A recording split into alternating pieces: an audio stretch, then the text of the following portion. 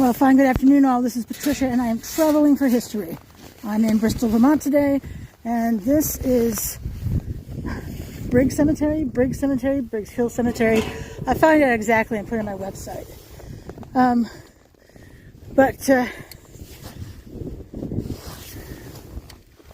You see there's not a lot of snow on the ground, so I feel fairly confident. In fact, we can see there are some footprints right there of someone else who felt fairly confident walking in this cemetery.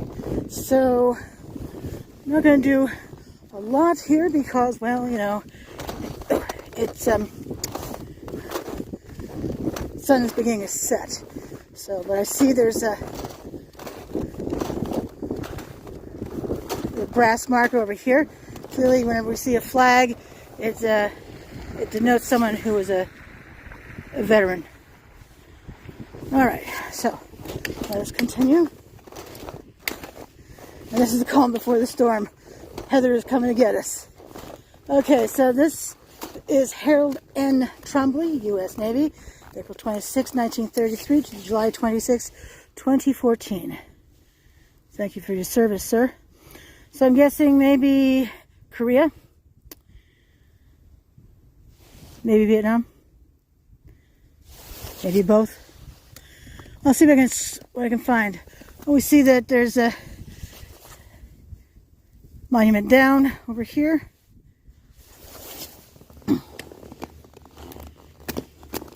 Wish I had my icebreaker on the cane. See, my cane doesn't have the stabby icebreaker thing, but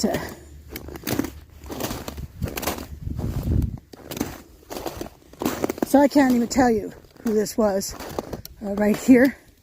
But let's see, there are these low headstone. Is that a headstone? Yeah, I think so.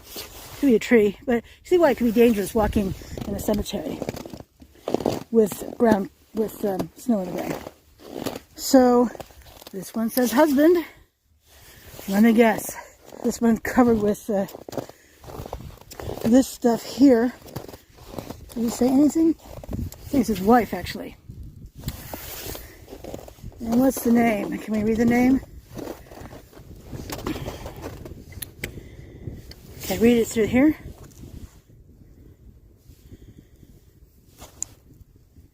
I cannot. But for the intrepid souls who've found my channel, who've been looking it up, you can let us know in the comments below. All right. Doesn't look like that many headstones here. Maybe 50 to 80. I think it's fewer than 100. But then again, who's buried under the snow? Ooh, but we see a family plot over here.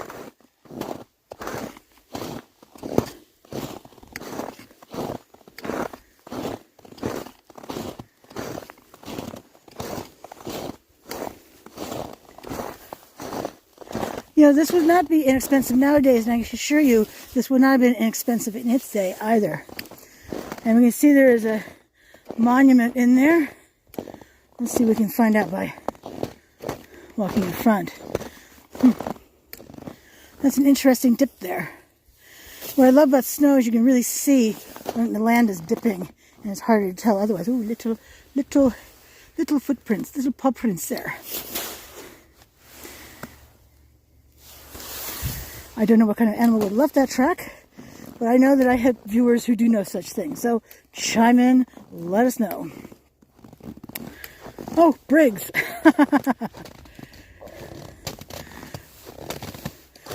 Briggs himself. So I guess this is Briggs Cemetery.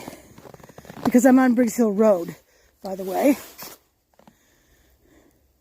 And usually places get their names, roads and whatnot, get their names from the property whose land used to own it. All right. It's more readable in person than it is right here. And what's interesting is for the first time ever, my phone is suggesting it's darker than it actually is. Let's see. William Briggs died May 24, 1924. 77 years. His wife, Ethlyn Wood, died September 4, 1884, age 36 years, 8 months, and 13 days. But they have a really big family plot sort of area, so I wonder if there are any headstones that are lower to the ground that we can't see. Could be. Ho ho. That one's going to fall over pretty soon. A whole bunch of these are going to fall backwards pretty soon.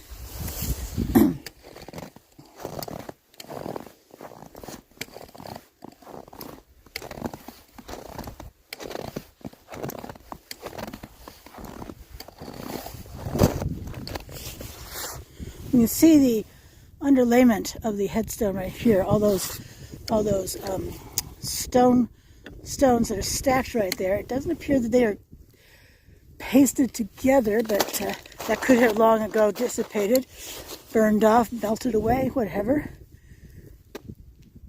Although maybe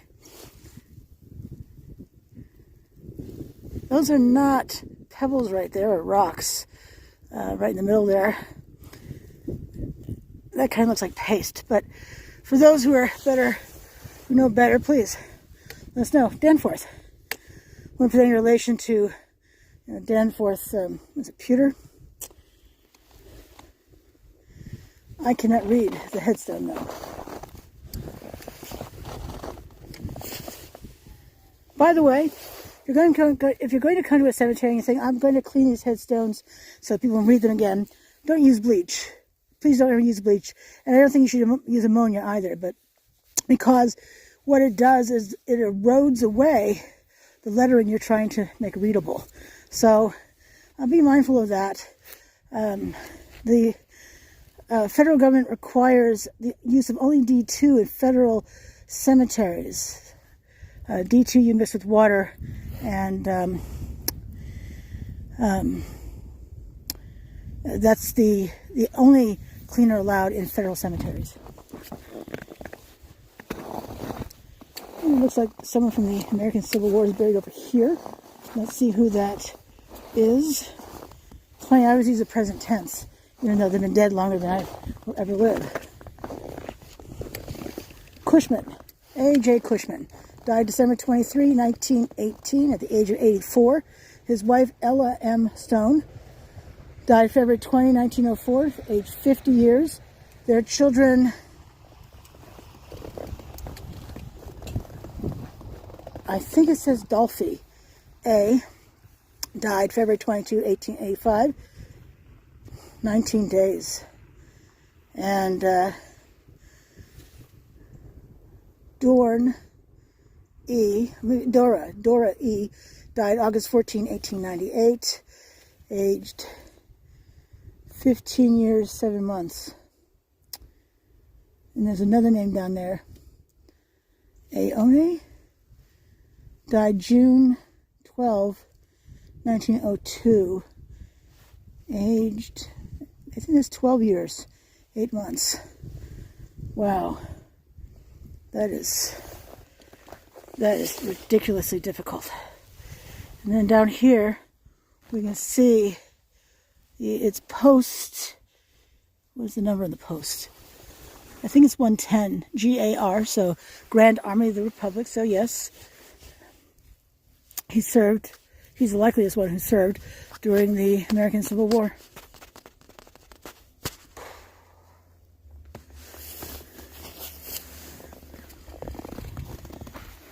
Another headstone that's had a hard day. At least it's leaning. We'll give it that much. It is leaning.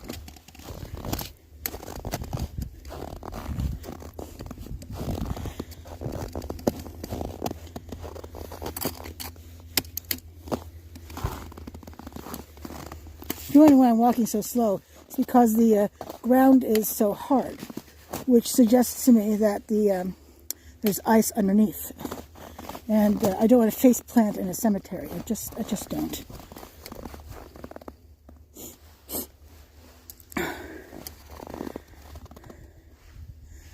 Okay.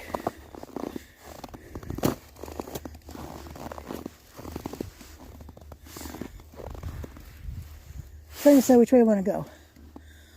I think with the waning sun, I want to see 2 more graves in here.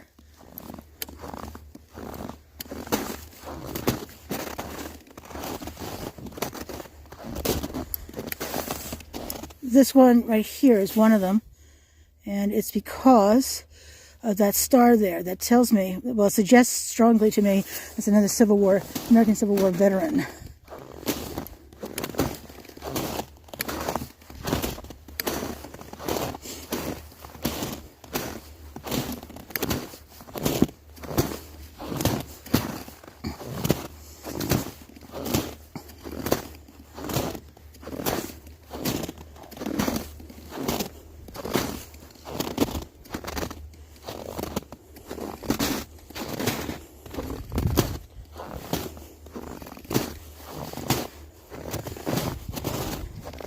Same post as the last man. Post, I think that's 110.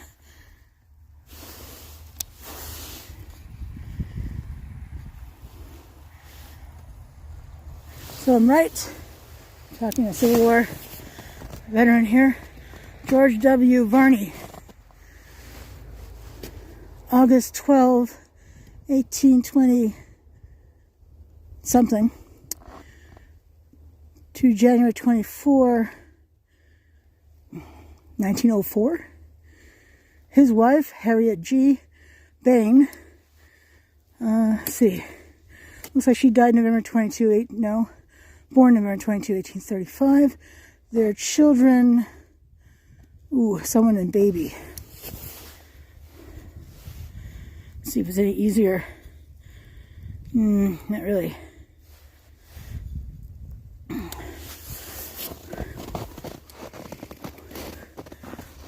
Oh. Some more veterans. That one who maybe, I don't know, looks like a broken headstone. And that one over there with another star stands to reason it's another Civil War veteran. So we can see that practically all the headstones are leaning backwards. So these are they're certainly leaning other directions too, but all right. Now let's go over to this big one, huge honking one.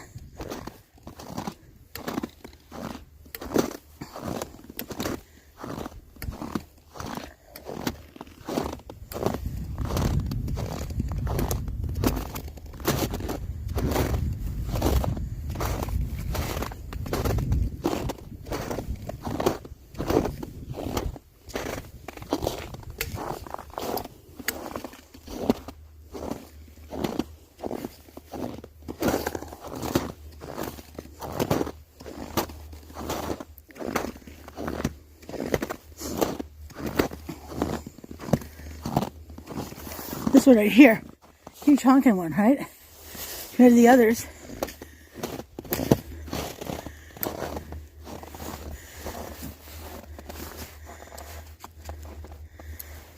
Parmelia,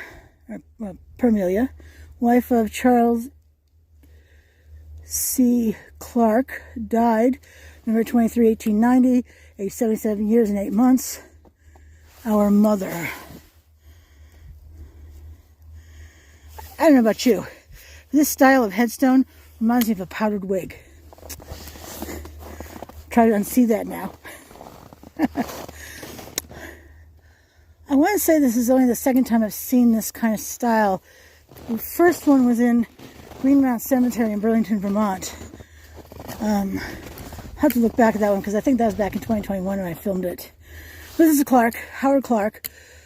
October 29, 1837 to October 2, 1897. His wife, Lois P. Sargent, July 9, 1843 to February 14, 1910. Look how beautiful that is. This was an expensive headstone.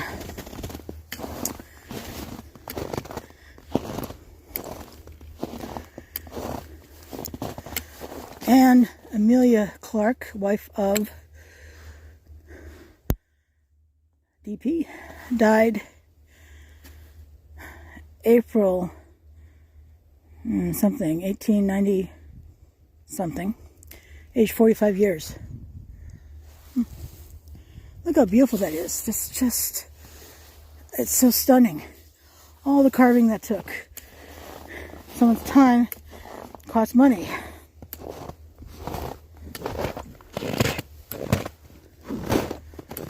No names on this side. No names up here.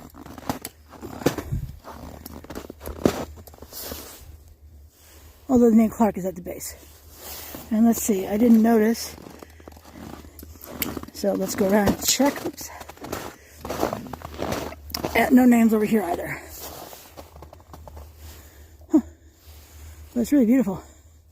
When this thing, sorry, it's so cold, it's actually a little hard to talk now. It seems to have a little bit of a lean. I wouldn't want to hear what that sounds like when it hits the ground, though.